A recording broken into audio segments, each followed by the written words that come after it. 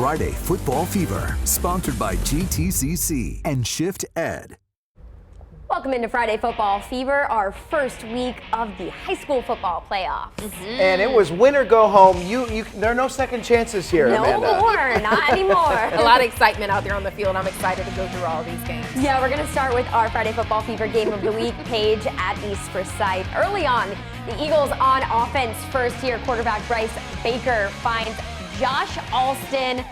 This will eventually lead to this. Baker handing it off to Brandon Sutton.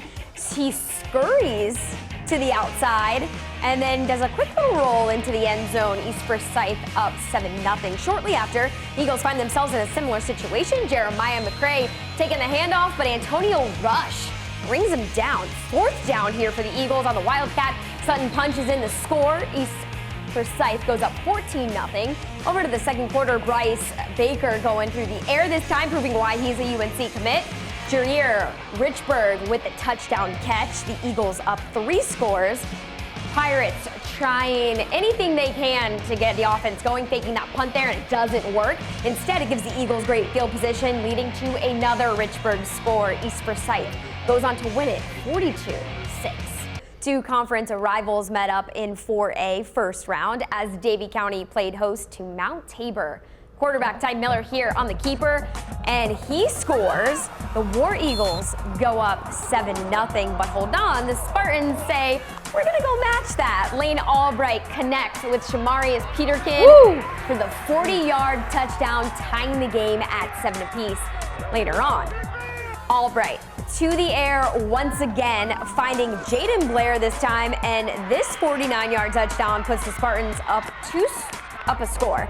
Tabor to the ground now as Zion Thompson finds the end zone. Mount Tabor now up 2 scores. Markel Summers trying to keep it close, scoring here for the War Eagles. Mount Tabor goes on to win it though, 48-26, advancing to the second round. Dudley kicked off postseason play at home, taking on West Iredell in 3A play. We kick it off in the first quarter, Panthers trailing 7-0. Check out the handoff to LJ Southern, who weaves his way into this end zone for the score. Game's tied at 7. It was a busy night for Southern, too. Here he is again, picking up a loose ball after a kickoff, makes a hard cut to the outside and turns on the Jets.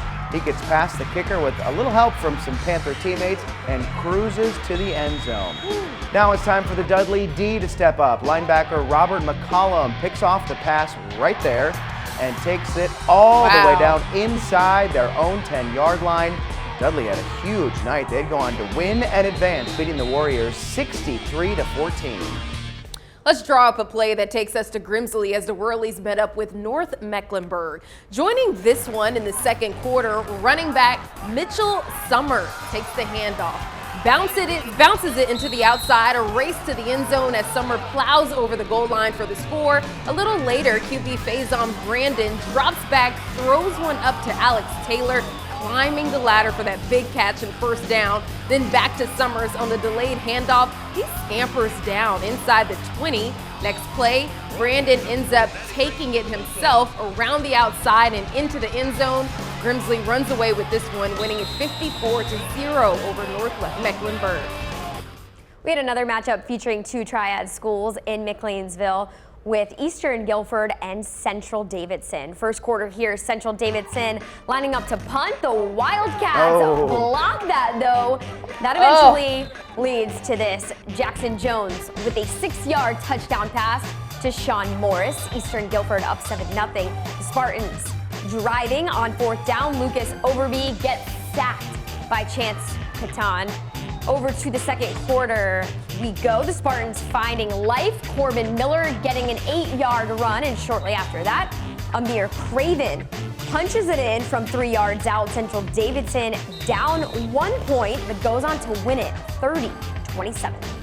We head back to the 2A first round with Providence Grove and East Surrey. Early on, no score yet. The East Surrey defense coming up big as Josh Key gets in the backfield for the tackle for loss.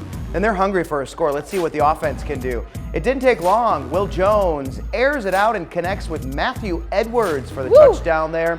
They'd attempted 2-point conversion, but it was no good. Cardinals up 6-0. Later on, same score, Providence Grove's Logan Fox gets the carry and punches it in for the TD. Patriots take a 7-6 lead. East Surrey would respond. Lyndon Fleming takes it in from 6 yards out, and they weren't done there by a long shot.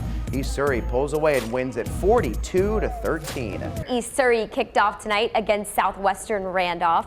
West Stokes, Kobe McMillan swarms to the ball and makes the nice tackle for loss. Sam Reeves goes through the air and finds Keon Raleigh for the 43-yard touchdown. Wow. Wildcats up 7-0. Later on, Asher Perkins fields the kickoff, tosses it to teammate Nathan Ellis, and just watch this as he goes 81 yards to the house for the touchdown, but West Stokes wins it 19-6. Now to our Friday Football Fever Shift Ed Play of the Week. We've got a pair of big plays from West Stokes junior Aiden Cherry. First, he makes the great read on the pass and comes up with the interception on defense. Then, on the ensuing drive, he gets the handoff and takes it in for the touchdown.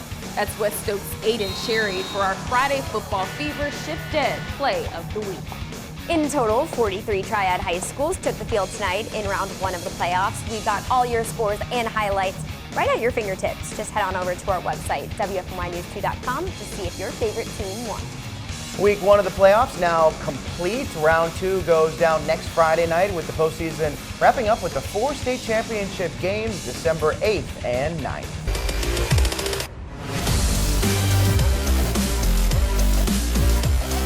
Friday Football Fever, sponsored by GTCC and Shift Ed.